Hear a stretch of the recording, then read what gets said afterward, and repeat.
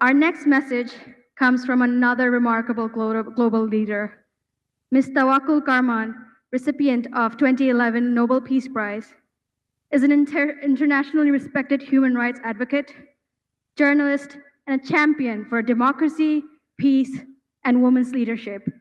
Please direct your attention to the screen for her lovely video message.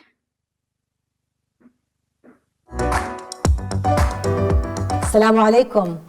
Peace be upon all of you, my dear brothers and sisters. Dear former President of Bangladesh, my dearest brother, Professor Muhammad Yunus. Dear members of the Global Social Business Summit, dear brothers and sisters, it's a great honor and pleasure to join you today online at this remarkable global gathering, which brings together social entrepreneurs, policymakers, academics, business leaders, and young people to explore the role of social business in building a more peaceful and sustainable world. This year's gathering is especially meaningful as we celebrate two historic milestones: the 50th anniversary of Grameen Bank and the 20th anniversary of Professor Muhammad Yunus receiving the Nobel Peace Prize. So, congratulations.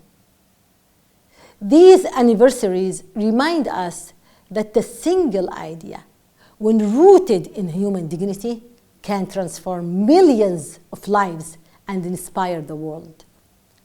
Today, we live in a world facing unprecedented division. Wars are expanding. Authoritarianism, polarization is deepening. Hate speech is spreading. And trust between nations and within nations and communities is steadily eroding. In this midst of this reality, one question stands before us: what language can still unite humanity? I believe the answer is social business. When political fails to bring people together, social business can unite them around our shared human values. Peace is not only the absence of wars, it is also the presence of justice, opportunity, dignity, and solidarity. Social business is the universal language that translates these values into realities that people experience in their daily lives. Social business does not ask about persons, religion, color, ethnicity, nationality, or political identity, or anything else. It sees only a human being who deserves dignity, opportunity, and hope. Every school we build, every hospital we open, every family that gains access to clean water, every young person who finds meaningful employment and work, and every woman empowered to build her own society, her own family, to own enterprise represents more than development project. It is an investment in peace. Yet today we face a troubling reality. At a time when humanitarian needs are rising dramatically, global investment in social development and social business is unfortunately declining. Economic crisis, growing nationalism, prolonged conflicts, and shifting political priorities have reduced resources dedicated to development, while millions continue to suffer from poverty, displacement, lack of education, and inadequate health care. This decline is not only a humanitarian crisis, it is a direct threat to global peace. Wherever justice and opportunity disappear, disappear grows. And where disappear grows, violence and extremism find fertile ground. So, supporting social business is not an act of charity. It is an investment in peace, security, and long-term stability.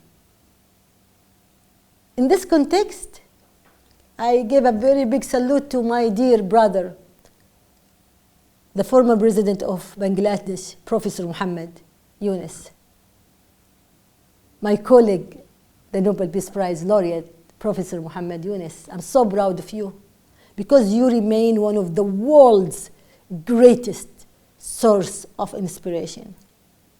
You transformed our understanding of development by proving that poor people do not lack talent, they lack opportunity. Through microfinance, you enabled millions of women and families to become entrepreneurs and build lives of dignity.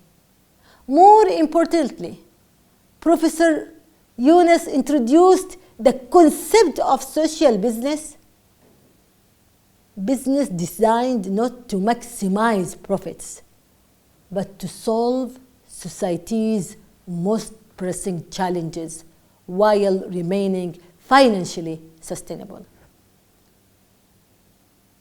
Professor Yunus' vision demonstrated that investing in people is the most powerful investment any society can make. Today, as traditional development funding continues to decline, we must expand this vision by building stronger partnerships among governments, civil society, universities, the private sector, philanthropists, and young innovators. We must also harness technology and artificial intelligence to increase transparency, improve efficiency, and expand social impact. Above all, we must restore the value of human solidarity in global discourse. In an increasingly divided world, humanitarian assistance must never become hostage to political interests or geopolitical calculation. Human dignity is not negotiable. It is a universal value that belongs equally to every human being. Peace doesn't only begin when wars end. Peace begins when people know that someone believes in the right and work for the right to education, healthcare, freedom, opportunity, and dignity.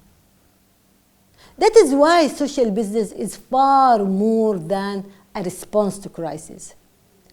It is the language that builds trust between people, the bridge that carries societies from division to coexistence, from conflict to lasting peace.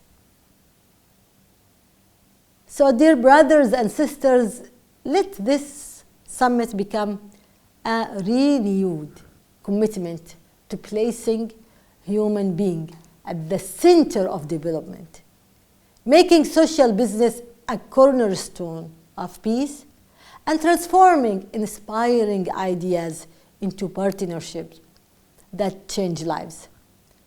Because the future of peace will not be built by military power alone, nor by political agreements alone. It will be built when every person feels seen, heard, empowered, and able to shape their own future.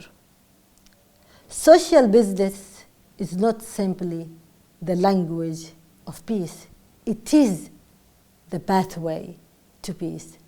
Thank you so much.